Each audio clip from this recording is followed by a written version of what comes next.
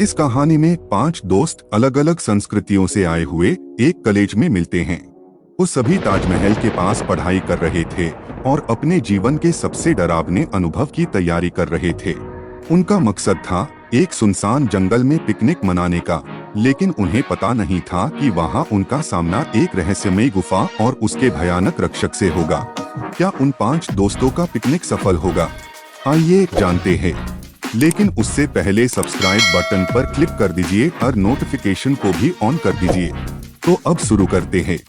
ये कहानी वर्ष 2021 की है। ताजमहल के पास की एक सुबह 5 दोस्तों ने जंगल में पिकनिक की योजना बनाई।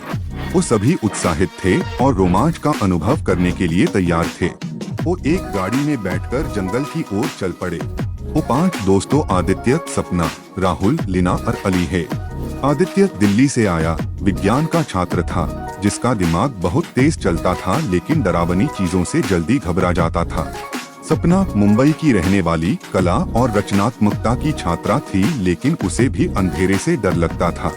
राहुल पटना से आया इतिहास का छात्र था, जिसे पुरानी कहानियों और रहस्यों का पूरा ज्ञान था, लेकिन शारीरिक ताकत में कमजोर था।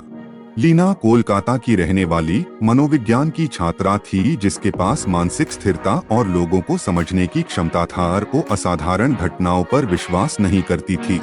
अली लखनऊ से आया कंप्यूटर साइंस का छात्र था, जिसके पास साइंस की और जल्दी समस्या सुलझाने का ज्ञान था, लेकिन वो सामाजिक परिस्थितियों में असहज महसूस नहीं करता था। जंगल में पहुंचते ही उन्हें एक सुनसान और डरावना माहौल का सामना करना पड़ा।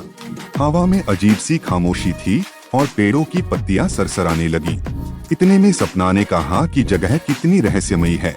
हाँ, चलो आगे बढ़ते हैं, शायद हमें कुछ रोमांचक देखने को मिले, आदित्य ने जवाब दिया।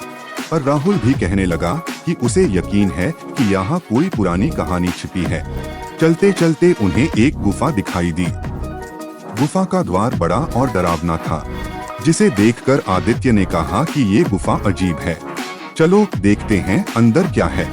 इतने में सपना भी कहने लगी कि उसे लगता है हमें अंदर जाना चाहिए, ये रोमांचक होगा।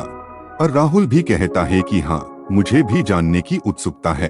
उतने में लीना कहती है कि उसे नहीं लगता कि ये अच्छा विचार है, पर चलो तुम्हारे साथ चलते हैं। और अली समर्थन जनाते हुए कहता है कि वो भी आ रहा है, अगर कुछ गड़बड़ हो तो मेरे पास टॉर्च और फोन है। गुफा में प्रवेश करते ही उन्हें अजीब आवाजें सुनाई देने लगती हैं। गुफा के दीवारों पर अजीब चित्र बने होते हैं, जो किसी प्राचीन संस्कृति की कहानी बताते हैं। राहुल इन चित्रों को ध्यान से देखता है और कहता है, ये चित्र बताते हैं कि ये गुफा कभी एक राक्षस का घर हुआ करता था, जो इस जगह की रक्षा करता था। अचानक एक तेज आवाज आती है और सब चौंक जाते हैं।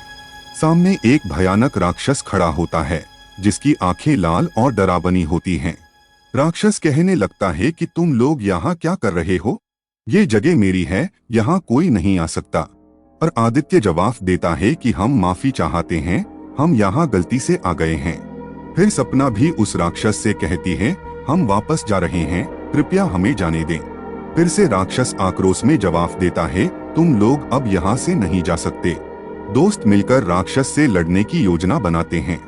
आदित्य और अली राक्षस की कमजोरी खोजने की कोशिश करते हैं, जबकि सपना और लीना उसे उलझाए रखते हैं। राहुल अपने इतिहास के ज्ञान का उपयोग करके गुफा के रहस्यों को सुलझाने की कोशिश करता है। तभी राहुल कहता है, हम इस गुफा के रहस्य को सुलझा सकते हैं, तभी हम इस राक्षस को हरा पाएंगे। काफी संघर्ष के बाद दोस्त राक्षस की कमजोरी ढूंढ लेते हैं और मिलकर उसे हरा देते हैं। गुफा में एक विशेष स्थान पर पहुंचकर वो राक्षस को हमेशा के लिए बंद कर देते हैं। सभी दोस्त थके हुए लेकिन सुरक्षित बाहर निकलते हैं। सभी दोस्त घर लौटते हैं, लेकिन उनके मन में सवाल उठता है कि क्या वो वास्तव में सुरक्षित हैं? क्या राक्षस वापस आ सकता है? गुफा का रहस्य क्या था? ये सवाल उनके मन में गूंजते रहता है और दर्शकों के मन में भी। इस प्रकार 5 दोस्तों की ये डरावनी कहानी एक अनसुलझी गुत्थी छोड़ जाती है, जो दर्शकों को सोचने पर मजबूर करती है। तो आपको ये कहानी कैसा लगा कमेंट में मेंशन कीजिएगा और साथ में उन सवालों के जवाब को भी मेंशन करना मत भूलना। तो मिलते हैं नेक्स्ट वीडियो में, तब तक के लिए बाय।